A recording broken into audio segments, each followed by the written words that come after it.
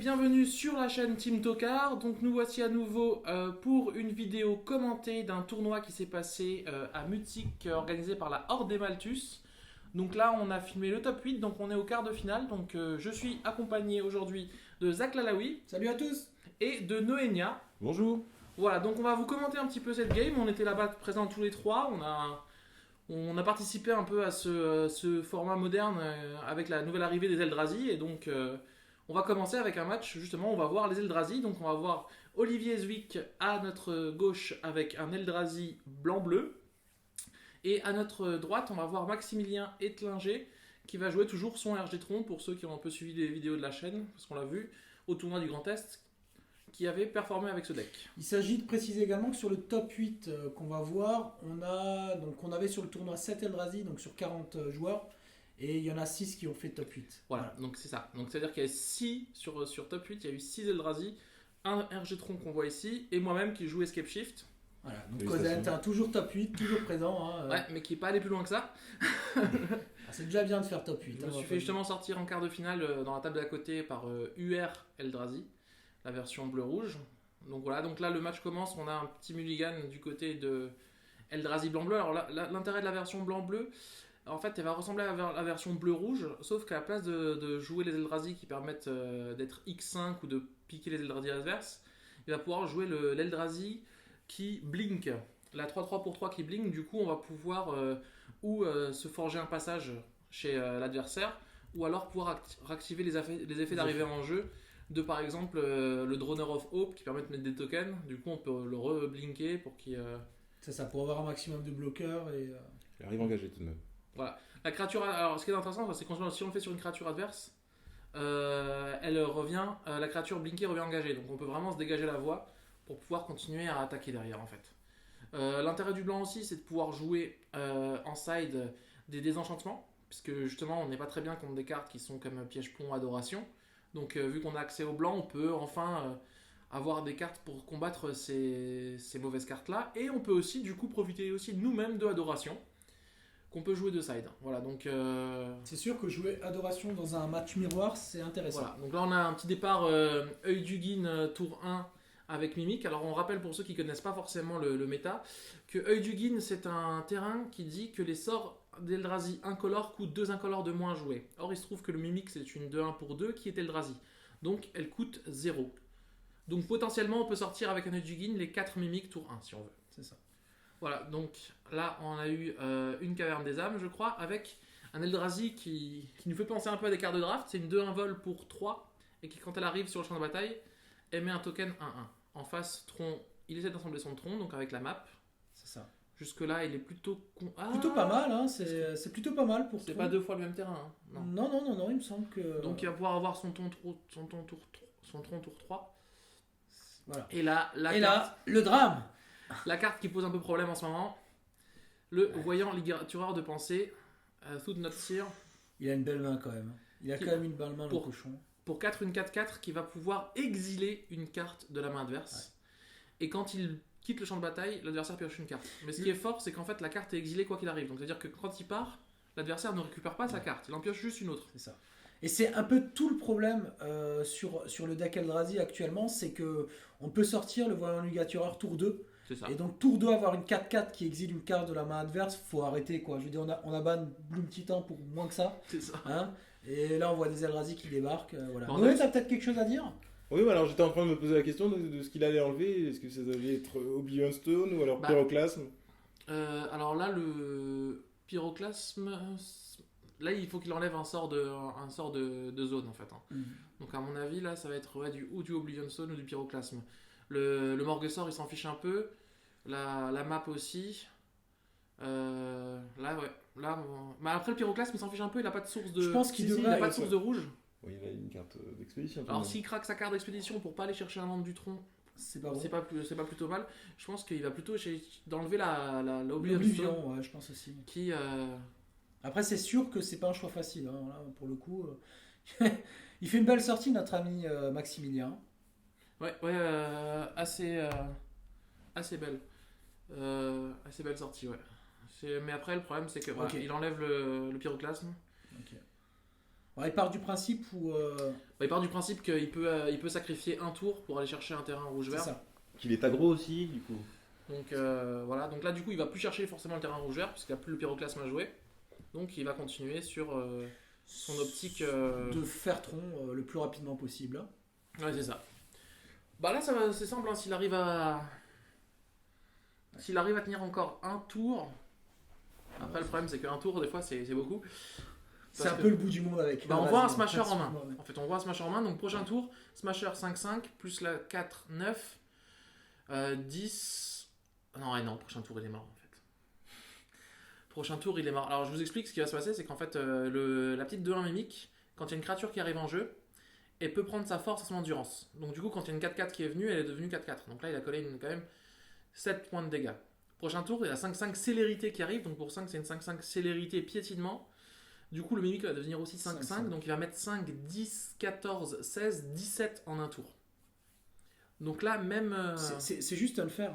Moi, quand Alors, il a repioché un pyroclasme. Mais comme il n'a pas le rouge, il peut pas le jouer. Bon, ça, on pouvait pas le savoir. Alors là, ce qui se passe, c'est que voilà, il se dit, de toute façon, j'ai plus moyen de jouer mon pyroclasme, donc je vais chercher un lampe du tronc. Or, il se trouve qu'il repioche un pyroclasme. Donc là, s'il avait son rouge, il aurait pu jouer pyroclasme et vider 3 cartes du board, ce qui lui aurait permis de survivre. Là, il est juste en mode, je vais essayer de survivre en mettant une pierre de l'oubli, et s'il me laisse encore un tour supplémentaire, je lui rase la table. Non, Mais je je crois pense qu'il se que- ravise. Je non, crois qu'il se ravise et ouais. qu'il se dit qu'il faut vraiment qu'il aille faire quelque chose. Et là, il va saquer. Ah, il va pour essayer de choper- piocher sa carte. Là, il va essayer de choper un terrain, le terrain rouge, ou un truc qui fait une couleur. Est-ce Comme qu'il une l'a eu? sphère chromatique. Oui, il l'a eu. Donc là, il va pouvoir faire son pyroclasme. C'est beau. C'est bien joué de la part de Très bien Maximilien. joué de la part de Maximilien. Donc là, voilà. Du coup, il peut faire son pyroclasme, mais là, il quand même. Il est Vraiment soulagé. bien joué Voilà. de sa part. Bon, Vraiment il va quand même se soulagé. prendre 9 prochain tour. Faut le préciser, ouais, effectivement. Faut quand même le préciser, il va quand même se prendre 9. Et du coup, il va rester en vie. Mais du coup, il va rester en vie. Quoique, il peut bloquer. Non, il peut un peu Ouais, il a Spellskite aussi. Hein. Il peut se prendre juste 5. Il peut se prendre juste 5 s'il sacrifie son Spellskite. Ou jusqu'à ça, du coup. Non, parce qu'il piétine la 5-5. Dans tous les Ah. cas, il se prend 5. Bien vu. Donc il va se prendre 5 quoi qu'il arrive. Sauf si Alors on rappelle que Maximilien c'est quand même un joueur qui a fait premier sur le dernier moderne, sur le sur le tournoi tournoi du du Grand Grand Est, sur presque 60 joueurs je crois, Est, 65. 63 joueurs. Donc c'est pas n'importe qui, c'est vraiment un bon joueur et c'est vrai que c'est assez... c'est assez intéressant de le voir avec son propre deck tronc contre un des meilleurs decks du moment, c'est-à-dire Eldrazi. C'est ça. Et on voit que c'est un bon joueur parce que là, de toute façon, le play qu'il vient de faire, c'est un play d'un joueur qui connaît son pack et qui. Bah, c'était un play risqué, mais c'était le seul qui le sauvait en fait. Voilà. Il savait que de toute façon, s'il faisait un autre play, il mourrait. Enfin, il sentait qu'il pouvait mourir. Du coup, il s'est dit voilà, je vais essayer de choper ma source de mana rouge en piochant un de plus. Et il n'a pas eu tort. Du coup, là, Olivier. Il a juste reposé la 2-1 avec. À la place de rusher, ouais. je préfère Tempo. je préfère tempo et mettre du board. Donc là, normalement, on le voit pas sur le compteur de points de vie. Donc oui, dites-nous, on a rajouté un petit compteur de points de vie sur le tournoi et on a rajouté des gros dés. Donc si ça vous paraît mieux, n'hésitez pas à nous le dire. Et donc normalement, il est à 7, pas à 11, hein, puisqu'il s'y ferait 4 du ligatureur. Oui, mais maintenant, il a juste assez pour craquer sa William Stone. C'est ça. Donc là, il a assez pour que d'ailleurs, c'est ce qu'il va essayer. C'est ce que Olivier va essayer de le pousser à le faire. Il va déclarer une phase d'attaque. Puis jouer un fracasseur derrière pour. Puisqu'il a exactement 7 sur le board. Voilà. On est bien d'accord qu'il n'a pas compté les points de dégâts du ligatureur du tour d'avant. Hein.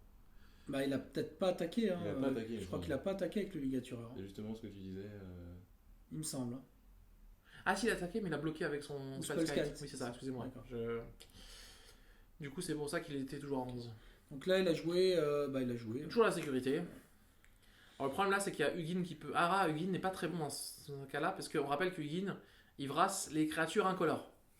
Sachant que toutes les créatures ont soit la carence, donc elles sont incolores, même s'il y a un coup de mana coloré, soit incolore tout court. Hugin ne peut faire que des bolts. Il peut pas faire de rastable. Heureusement, l'ancien steering, c'est-à-dire l'ancien frémissement qui lui permet d'aller tuto une carte plus agréable à jouer. Voilà, je pense qu'il cherche une autre pierre, ou il cherche même un carne. Je pense que c'est ça Ah oui, la partie. le play, c'est effectivement de Ou une chercher- Wormcoil. Là, une chercher- Wormcoil. Ouais, peut-être. Wormcoil, c'est vrai que ça le remet dans le bain. Parce que Wormcoil, ça reste quand même. Alors, il faut se rendre compte que les seuls anti-bêtes. Alors, dans la version blanc-bleu, il y a aussi des Path to Exile, mais les seuls anti-bêtes en général d'Eldrazi, c'est des Dismember. Donc, quand t'as une Wormcoil, elle se prend pas Dismember, au pire, elle trade. Alors, il joue tout de même. T'as une 3-3 lifelink Voilà. qui est une Donc là, il va 3-3 la faire passer à 8 et va tu tuer la 2-1, je pense. Hein, ou la 3-3, je sais pas, c'est la 3-3. La 3-3 blanche, c'est celle dont je vous parlais, hein, qui permet de blinker. Il a raison. Donc voilà, donc là, il se sent plutôt pas trop mal. Il se dit, voilà, bon, j'ai quand même 11 points de vie. Mais là, derrière, il se prend... Voilà, Un fracasseur qui arrive, 5 pièces. Et qui lui met donc 5 et 2, qui lui met 7. Ouais. Et derrière, Hugin, malheureusement, c'est pas lui qui va lui permettre de pouvoir gagner du temps. Et il joue un interminable, il me semble. Voilà, interminable, ça coûte X et c'est un Eldrazi. Donc du coup, avec l'œil d'Hugin, pour 0, on a une de 2. C'est pareil. Donc toujours de la value. Hein. Donc c'est un peu la question qui se pose en ce moment moderne. Voilà, le deck Eldrazi est un peu devenu trop fort. Pourquoi ? Pas à cause des cartes qui sont bonnes mais qui sont normales, mais à cause de l'œil d'Hugin et du temple Eldrazi qui permet d'avoir une accélération qui est... Ah, il vient de toper un Ulamog. Ouais, si alors Ulamog là c'est win quoi. Là normalement, si Ulamog. Ouais. Ah ouais, eh oui. Voilà, je te vire le beau. Smasher là de 2. Et ça, c'est du top deck. Et ensuite, je peux bolter la 2. Hein.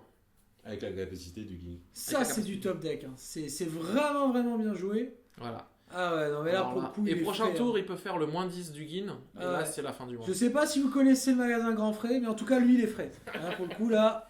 Voilà, on rappelle le moins 10 du Guin. Piochez 7 cartes, gagnez 7 points de vie, mettez sur le champ de bataille 7 permanents. Voilà, donc c'est un peu l'inverse de Nicole Bolas qui dit l'adversaire perd 7 points de vie, il se défausse de cette carte. Et, bah là il le fait, hein. Là il fait son multi. Ouais, c'est la fin du monde. Donc là il pioche 7 et il met 7 permanents. Il pioche 7, il gagne 7, il met 7 permanents. C'est-à-dire qu'en gros, il va piocher des landes, il va les mettre, et s'il pioche un card ou s'il pioche n'importe quoi, il peut le remettre gratuitement sur le jeu. C'est tellement beau. C'est fin du monde. C'est tellement beau, tellement bien joué de la part de Maximilien. Voilà, allez, un card, une pierre de l'oubli, voilà. Et là, on voit Olivier qui commence déjà à ranger ses cartes. Ouais. Donc la première gagnée par Tron, voilà. Comme quoi, donc Tron, ça reste un jeu qui, si on ne prend pas assez de vitesse, quel que soit le jeu en face, hein, si on lui laisse un tour de trop, il renverse la vapeur. Faut se rendre compte. Qui est un des meilleurs contrôles du moment, et qui a pris des cartes et de la value avec la dernière extension aussi. Bon après, Ulamog, entre autres. Le nouvel Ulamog dans Tron fait vraiment du bien. Des fois, il y a le nouveau Kozilek qui joue en x1. Mais comme dit le nouvel Ulamog, c'est simple. Hein, les joueurs pro maintenant ne jouent plus Emrakul. Ils vont le jouer une fois en side, mais ils vont préférer jouer 2 à 3 Ulamog main deck, qui va arriver plus tôt, qui va avoir un impact sur la partie bien plus important et plus rapide. Et quelle que soit l'issue de l'arrivée en jeu de la carte, de toute façon l'effet... Il va exiler 2 permanents. Voilà, c'est ça. Voilà, donc c'est... Et ouais, bon là j'en reviens à Maximilien, mais je pense à un autre mec qui joue Tron, il la gagne pas forcément. Parce que là pour le coup il a quand même bien joué. Alors il a très bien joué sur le pyroclasme, hein, parce qu'à ce moment-là, en fait... Bon après, comme dit, Magic c'est un jeu de probabilité, donc il a aussi eu la chance, mais bon après le talent appelle la chance, de pouvoir avoir son deuxième pyroclasme, et de pouvoir... Alors il a bien joué, hein, parce qu'il a sacrifié directement sa relique pour chercher sa source, mais il a aussi eu au-dessus. Il aurait très bien pu avoir autre chose, et là, dans ce cas-là, c'était la perte. Ouais. Donc on remarque aussi qu'Olivier a fait le bon choix en face, hein, d'enlever le pyroclasme. Donc il avait pas mal joué en face, il avait enlevé le pyroclasme, parce qu'il avait vu sa main, il savait qu'il pouvait le tuer le tour d'après. Ouais. Sur le coup, il n'y a pas vraiment de misplay de la part d'Olivier, qui a très bien joué, qui a bien tempo, il a fait ce qu'il fallait. Après, il y a eu un petit peu de chance, un peu de talent du côté de Maximilien, qui a eu et son pyroclasme et sa source de rouge qui sont arrivés, et qui lui ont permis de tenir le tour qu'il fallait, quoi. Alors, est-ce qu'on en reparle de l'annonce peut-être du futur ban d'Eldrazi? Le problème d'Eldrazi, comme dit, c'est ses landes. Hein. C'est comme si, pour ceux qui connaissent un peu le Legacy, c'est comme si on était en moderne et qu'on pouvait jouer 4 cités des traîtres et 4 anciennes tombes. Donc en gros, c'est des terrains qui donnent 2 mana. Donc on se retrouve dans un format à jouer des tours 5 au tour 2, au tour 3, ouais, et puis ce qui est aussi incroyable, alors excusez-moi du peu, c'est que Eldrazi vient d'arriver. Alors quand il y a une carte qui sort en T2 et qui est jouable en moderne, c'est déjà un peu la fin du monde. Par contre, quand on a tout un archétype qui arrive... ce week-end, sur Star City, finale, un deck Legacy. Legacy, on dit. Voilà, donc en gros, c'est à peu près le même concept que le moderne, sauf qu'en plus d'avoir les œils du Guin et les temples Eldrazi, il a à côté, justement, les cités des traîtres et les anciennes tombes. Oui, bon. Précisons tout de même, un deck Legacy qui s'est fait contrôler par des Wastelands d'un Grixis. Oui, bon après, il a quand même, ils étaient 9 sur tout le tournoi. Il y avait On en beaucoup- arrive à. C'est un nouvel archétype, il arrive et il finit dans le top 4. Enfin, dans le Voilà. top 4, il y avait 2 ou 3 Eldrazi. Donc après, il Alors, faut arrêter. Il y quoi. avait 9 Eldrazi sur le tournoi, il y avait environ une vingtaine, une trentaine de Grixis, d'Elver, du Ur d'Elver. Sur ces 9 seuls Eldrazi, il y en a un qui arrive en Non, c'est finale. affolant, c'est affolant. Mais moi, ce qui m'embête. Pour son premier tournoi Legacy. Ouais, mais c'est ça. Moi, ce qui m'embête un petit peu dans cette histoire-là, c'est que on a ban Twin, on a ban Bloom Titan, donc sur la dernière ban, et en fait, on nous a mis plus ou moins des raisons qui n'étaient pas vraiment des raisons valables, parce que quand on voit ce qui arrive derrière, Après, et qu'on voit que le format, non mais c'est con, mais le format n'a jamais été aussi peu diversifié depuis la création de Magic en moderne. Non mais je veux dire, faut arrêter. Alors, Zach a une tendance à des fois un peu. Je suis extrapolé un peu. Depuis la création de Magic en moderne, on jouait pas à cette époque-là déjà pour commencer, donc on va. On est d'accord. Ce que je veux dire par là, c'est que parce qu'on se rappelle de l'époque où Affinity avait le droit de jouer les landes artefacts. aussi, oui. C'était un petit peu aussi n'importe quoi. Oui. Mais c'est vrai que en ce moment, malheureusement, le format en ce moment, c'est où je joue Eldrazi, ou j'essaie de jouer un deck qui bat Eldrazi. Voilà, c'est un peu devenu un format bipolaire, ce qui est un peu dommage. Le seul souci, c'est qu'il n'y a pas de deck qui bat Eldrazi. Enfin, il y a très peu de decks qui battent Eldrazi. Il y a certains Affinity qui. Certains Affinity, il y a éventuellement Kiki Cord, mais il faut que ça soit joué par Jeff Hoogland parce que sinon tu. Kiki Cord, même pas, c'est juste Jeff qui arrive à faire des choses avec. Mais c'est ce que j'allais dire. C'est joué par lui, tu gagnes. Après. Non, c'est ça, c'est un petit peu dommage. Mais après, comme dit, je pense pas que le deck va rester, en tout cas. Ou le deck, je pense pas que le deck va rester comme il l'est maintenant. Il va se prendre ou ses bans, ou alors ils vont créer des cartes spéciales pour lutter contre Eldrazi. Et même ça, je suis pas sûr que ce soit Si une vous bonne mettez idée. un clair de la lune, voilà, je veux dire, non mais bon, à un moment Voilà, parce donné. qu'on s'est rendu compte que même Voilà. les cartes comme Blood Moon au final ne sont pas Non, des cartes bien qui sûr. vont vraiment faire grande différence contre Eldrazi. C'est ça. Donc on se met à rentrer des cartes comme Adoration ou Piège Pont pour essayer de survivre. Sauf que maintenant Eldrazi ne joue plus que incolore, parce qu'au Pro Tour c'était incolore, il y a des versions blanc-bleu et des versions rouge-verte qui ont des anti-enchantements, des anti-artefacts en side. Et c'est ce qui en fait un deck très compliqué. Enfin, pas très compliqué à jouer, mais ce que je veux dire, c'est très compliqué à sider, même contre le deck, parce que on a tellement de réponses possibles en face. Bah, c'est qu'il n'y a pas vraiment de carte de hate, c'est simplement. C'est ça. On va prendre Affinity, on rentre une corrosion rampante ou une tempête fracassante, voilà, on sait que ça marche, ça plie le deck en deux. Là, il n'y a pas une carte qui plie le deck en deux. Il y a Piège-Pont qui l'empêche d'attaquer, mais Ça me fait comme un peu dit, chier, ouais, c'est ça, jusqu'à Mais ce qu'il y a touche. pas une Alors, carte. je serais tenté de dire réseau ordonné d'Edron. Voilà, donc,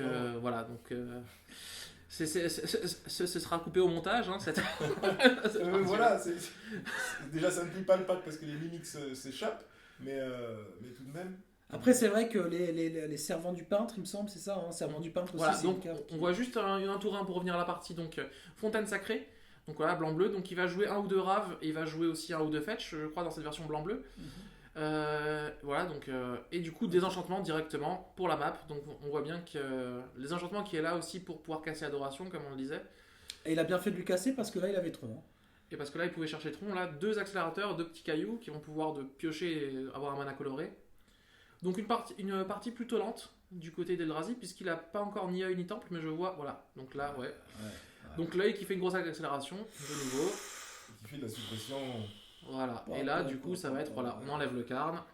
C'est tellement fort, Ligatureur. C'est tellement fort. Et excusez-moi, mais c'est moi ou il avait trop en Goldfish, là, de nouveau? Non. Non, il avait Tron là. Ah oui, il avait Tron. En départ. En départ. Il a quand même un certain talent pour ça, Maximilien, il est très très. Je sais pas si il est très bon, mais il est aussi très très. Là, il s'est fait très très contrôler chanceux. tout de même. Bon, le problème, c'est que là, il a Tron, mais il a rien derrière.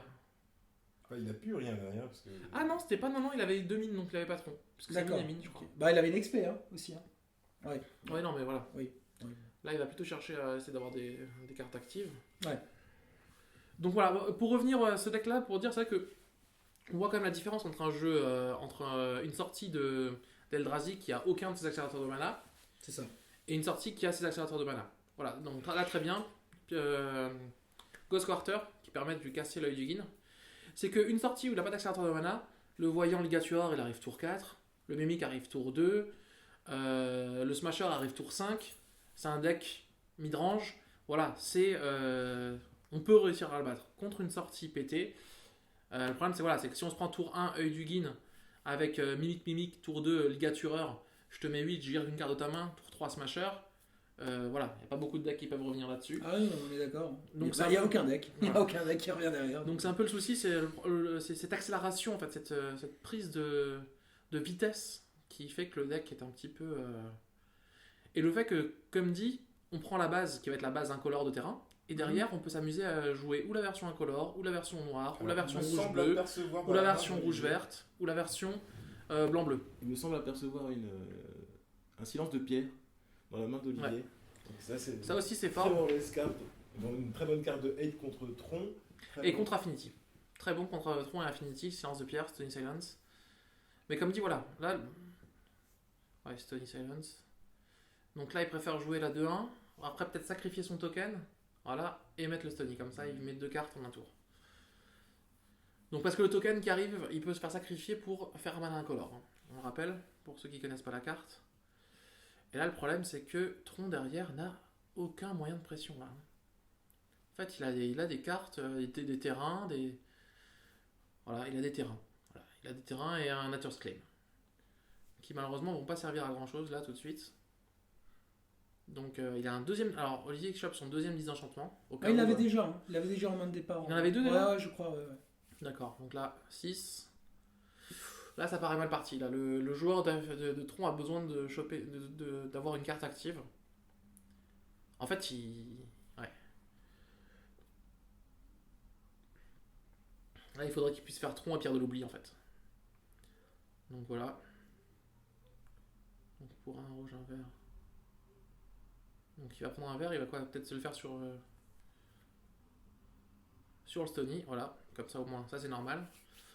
Au moins il peut réactiver ses artefacts. C'est la raison pour laquelle d'ailleurs il n'a pas craqué son artefact en réponse à Stony. Hein. C'est ça. Je pense. Donc là, un ancien Steerings, ça peut peut-être le sauver. Quoique. Pas sûr. Là, pour le coup, ça a l'air quand même bien mal embarqué hein, pour Max. Ah, là, ouais, ça paraît compliqué. Il va falloir qu'il chope quelque chose. Si tu pars du principe où il a encore un désenchantement en main, Olivier, là, il faudrait une machine Give Étreinte. Et encore en face, comment gérer quoi. Il faudrait une machine Give Étreinte. À voir. Comme ça, même s'il se prend le désenchantement, il a une 3-3 lien de vie, une 3-3 contact mortel. On est d'accord. Mais je pense que. Est-ce qu'il aurait le tronc assemblé pour la jouer? C'est la question. Machine Give Étreinte, voilà. Derrière, est-ce qu'il a le tronc? Normalement, il a pas mal de terrain en main, je pense qu'il a de quoi avoir le tronc. Ah non, il n'a pas le tronc. Ouais. Ah, il a pas le tronc. C'est dommage. Aïe aïe aïe aïe aïe aïe. Oui, bon. Ah non, et en plus il a pas le tronc. Ouais, et il est en mode. La partie aurait pu être autrement s'il avait le tronc. Parce que là, s'il avait le tronc, il pouvait mettre Machine Give Étreinte et. Il retournait peut-être un petit peu. Bon, là, il vient de tuto sur les 5 premières cartes. Mais il a déjà landé. Manquant. Ouais, il a le land manquant là, je crois. Mais, le problème, c'est qu'il a landé s'il touche un Smasher ou un. Ah, il gagne quoi. Ouais, non, avec du Guin. Mais bon, alors là, il va taper. Ouais, il est pas quand même. je crois que c'est. Tape à 9, hein, si je me souviens. Ah 2, 3, 5, 9, ouais, il est quand même à 1 là. Donc là, la machine Give Étreinte, ça le sauve pas en fait. Parce que. Quoique. S'il gagne 6, il tue une menace. Non, parce qu'en réponse au bloqueur. Des enchantements. En réponse au bloqueur, il peut faire des enchantements. Il vient de toper Ulamog. Ah oui, il a blinké, ok. Il a blinké pour le faire piocher une carte et revoir sa main. Et du coup, là, il va enlever la machine Give Étreinte. Ah, Ulamog. Quoique, non. 3, non, il enlève Ulamog, mais il peut pas faudra de toute façon pas le caster. Puisque 3, 7, 8, 9. Non, 9. Mais il a pas landé encore. Hein. Oui, s'il land, il fait le tronc, 7 mana, plus les 2 bosquets, 8, 9. On est d'accord. Mais il a préféré jouer la sécurité parce qu'il savait que la machine Give Étreinte, il le désenchante après les bloqueurs pour pas qu'il gagne 2 points de vie. Donc c'est un bon play. C'est bien joué de la part d'Olivier, ouais, effectivement, qui... Je pense que s'il avait pas le désenchant, il a enlevé la machine Give Étreinte. Voilà. Donc là, on pose la machine et puis on prie qu'il n'y ait pas un Path to Exile ou quelque chose comme ça. Ou qu'il n'y ait pas un Dismember. Parce que là, Dismember, ça la transforme en 1-1. Ok, tu gagnes un point de vie. Ouais. C'est pas grave. Ouais. Donc là, c'est... voilà. Ok, Pyroclasme. Ah, Pyroclasme en plus. Ça, c'est pas mal. Vu, ça lui vire la 2 en vol. Bah oui, parce que sinon, il attaquait juste avec le vol et puis il faisait... Puis il gagnait. Donc voilà. Il n'y a pas de réponse possible pour le coup, là, il va... Non, la seule réponse serait blinker, mais il n'y aurait pas aucun intérêt à blinker. Après, comme dit, Maximilien a très bien joué, après il peut pas savoir en face que... Et voilà, il a Trois. blink fin de tour. Il a blink fin de tour pour la mettre engagée. Ok. Il a blink fin de tour pour qu'il. En fait, la machine du rétrain va revenir engagée. Donc il a même pas besoin d'avoir son désenchantement. Ouais, vu qu'elle arrive engagée, il peut bourrer derrière tranquillement. Quoi. C'est ça. Donc, ouais, donc là, on est à 1-1. Donc on voit Olivier qui essaie de mettre son adversaire à moins 5. Je pense qu'il essaie de le remettre à 20. Tentative de gagner la 3 de manière inopinée. Alors pour le moment, on n'a pas vu une sortie, une vraie sortie Eldrazi, j'ai envie de dire ça. Bah la première, on l'a vu, mais elle a Un réussi à petit se faire peu, endiguer. ouais, mais bon, là, moi j'ai connu Après, des c'était sorties pure Eldrazi classe. un peu plus violentes. Mais c'est vrai que même en faisant une sortie un peu molle, on voit quand même la puissance du deck. Hein. Bah la version, alors ce qu'il faut se rendre compte aussi, c'est que la version blanc-bleu est un petit peu moins agressive. Ouais. Et justement, mais gère mieux le late game. Grâce justement au Droner of Hope, la 5-5 qui pose des tokens, grâce au Blinker blanc, C'est ça. grâce au Path to Exile. C'est ça. Du coup, c'est une version qui va justement être peut-être moins bourrine, Ouais. mais qui justement sur le mid-range, sur le mid-game, va mieux gérer en fait grâce à ces cartes-là en fait. Donc voilà, donc c'est un mal pour un bien. On est d'accord. Moi, je pense que effectivement, c'est une version qui est intéressante. C'est une version qui est intéressante Bah, parce c'est qu'elle va être un peu plus contrôle, un peu plus Bah, c'est la version- tempo. C'est ça la version qui est sortie le plus tard en fait. Il y a Ouais. d'abord eu la version colorless, ensuite la UR, la version rouge-verte et la UV, c'est la dernière. Donc ça prouve, et tout ça en l'espace d'un mois, donc ça prouve que le deck Eldrazi n'a pas encore atteint sa forme finale. Donc, et malgré le fait qu'il n'ait pas encore atteint peut-être son équilibre parfait, Son paroxysme. malgré ce fait-là, il fait quand même des résultats, donc c'est pour dire à quel point ça fait des choses. Hein. C'est pas qu'il fait des résultats, c'est que le problème, c'est qu'il est surreprésenté en top 8 dans tous les tournois actuellement en France. Donc, Aux États-Unis aussi. aux États-Unis, oui, mais partout. Je veux dire, à un moment donné, on peut pas se dire qu'un deck peut débarquer comme ça en moderne et puis tout déglinguer. Et puis, en fait, le problème, c'est que si tu joues pas Eldrazi, bah, pour le coup, tu perds. Quoi. Enfin, t'as aucune chance d'arriver quelque. Voilà. Mais non, tu attends qu'il fasse mulligan à 4 et tu gagnes. C'est pas mal, c'est pas mal. Moi, je sais que j'ai réussi à. J'ai pas gagné le match, mais j'ai arraché une partie grâce à effectivement la carte Adoration qui a fait fizzle le pack que j'avais en face. Parce que Voilà. c'était une version incolore. C'était une version incolore qui jouait Donc- des calices du vide. Donc, Et d'ailleurs, c'est un joueur qu'on verra dans une Voilà. vidéo juste après. donc il avait pas le désenchant justement. Il n'avait pas le désenchant. Ouais. Voilà. Par contre, calice du vide sur quand t'as 3 passes to exile en main, ça fait des choses. Ouais, mais bon, Adoration, son seul moyen, la version incolore, le seul moyen de gérer Calice du Vide, c'est de mettre une bombe à rocher, de la monter à 4 et ensuite de la casser. C'est ça. Ce qui laisse énormément le temps à un jeu combo comme Kikikor de pouvoir placer sa combo On est facilement. d'accord. Ou de On le est tuer. totalement d'accord. Donc voilà. Après, c'est On est sur la 3, donc voilà, troisième la partie. hein. dernière. Voilà. Et là, pour le coup, c'est à Max de commencer Bah là, en fait, puisqu'il a gagné la première. En hein. gros, là, c'est simple. Si Max perd, on va se retrouver avec un top 4 entièrement Eldrazi. Donc en gros, le seul moyen d'avoir un top 4 des demi-finales avec autre chose que l'Eldrazi, c'est que Maximilien gagne. Et le problème, c'est que ça commence mal. Alors, un mulligan... Alors c'est aussi un peu le souci d'Eldrazi, c'est qu'il te force, il t'oblige à faire des mulligans agressifs. Parce que tu sais que si t'as pas une sortie assez curvée, assez Je rapide, dirais tour 2 pyroclase. bah tu... moi. En fait, là, je pense que ce qui se dit, Max doit se dire, faut que j'ai tronc tour 3. Ou faut que j'ai un Ou pyroclasme. faut que j'ai un pyroclasme. Faut que j'ai un pyroclasme, une Euh, enfin, là, le truc, voilà, le play, il est simple. Olivier, de son côté, lui, ce qu'il veut, c'est une sortie explosive. Je pense. Enfin, Ouais. il veut ses cartes, il veut Bah, son lui, désenchantement, Je il veut pense qu'il veut son Stony Silence. son Stony Silence ou son désenchant. S'il Bah, a lui, pas ce ça, qu'il veut, c'est déjà, il aimerait bien un des 8 landes. Au moins un œil du Guin ou un temple Eldrazi. Ouais. Aussi. Et derrière, avoir au moins un tour 2, un tour 1, un tour 2, un tour 3, voilà, un petit... voilà. S'il a un œil du Guin, une mimique, un désenchant, et c'est la fête du slip pour le coup. Et On va voir, de toute casseur façon, on verra bien. interminable. Alors il faut se rendre compte que dans ce top 8, on a dit qu'il y a 6 decks Eldrazi, mais dans ces 6 decks Eldrazi, il y en avait 5 différents. C'est-à-dire qu'il y avait 2 versions bleu-rouge, Mais c'est quand même un une version bleu-blanc, une version incolore et une version mono-noir. Vous savez, l'ancienne version mono-noir qui était un peu plus contrôle. Il me semblait qu'il y avait une vert rouge Et une version vert-rouge, oui. aussi. Donc ça oui, les 6, ouais, pardon. J'en ai cité que 5. Et une version vert-rouge. Voilà. Donc c'est pour dire qu'en plus, non seulement il... Non seulement Eldrazi c'est fort, mais en plus vous pouvez jouer n'importe quelle couleur, ça marche. Ça fait top 8. C'est incroyable.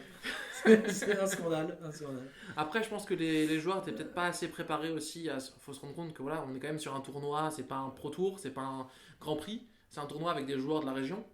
Donc les gens sont pas forcément préparés tous à se battre contre Ouais, Eldrazi. il y en a Je suis beaucoup. pas tout à fait d'accord. Je dirais que tout le Ouais. monde avait anticipé le fait qu'il y ait possiblement des Eldrazi C'est ça. qui soient représentés et du coup qu'il y avait déjà des cartes parfois de 8 main deck.